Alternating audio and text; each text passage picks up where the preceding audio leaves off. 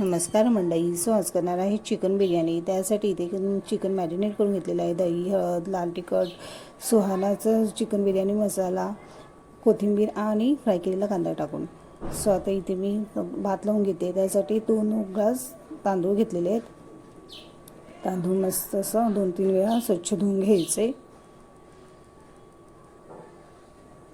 इथे तांदूळ धुवून झालेत. थोडंसं पाणी ॲड करून घ्यायचं. ह्यामध्ये तेजपत्ता, काही अख्खे खडे मसाले, जिरे आणि थोडंसं त्यामध्ये तेल टाकणार आहोत. तेल ह्यासाठी भात सुटसुटीत होण्यासाठी आणि 80%च शिजवायचं आहे. जास्तही नाही शिजवून घ्यायचं भात. आणि इथे 80% भात शिजवून घेतलेला आहे. आता इथे मी तेल घेतलेलं आहे. तेलामध्ये कांदा आणि मिरचीची पेस्ट टाकली आहे. ॲड करणार आहोत काही मसाले. हळद, धने पावडर, लाल तिखट,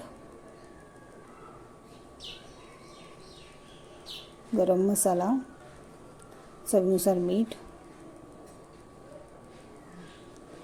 इथे सुहानाचा चिकन ग्रेव्ही मसालाही ॲड केलेला आहे. आलं लसूण पेस्ट.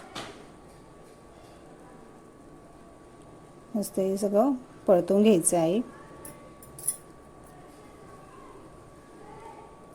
आपला इथे मसाला रेडी आहे. यामध्ये आपण ॲड करणार आहोत आता मॅरिनेट केलेलं चिकन. मस्त आता चिकन ॲड करून झालं आहे.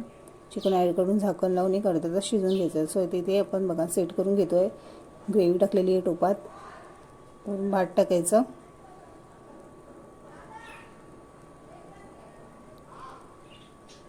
कलर मस्त आपण घेतलेला कलर तो थोडासा वरून ॲड करायचा आहे. फ्राय केलेला कांदा, कोथिंबीर, झाकण लावून तव्यावर एक 5 ते 10 मिनटं वाफवून घ्यायचं आहे.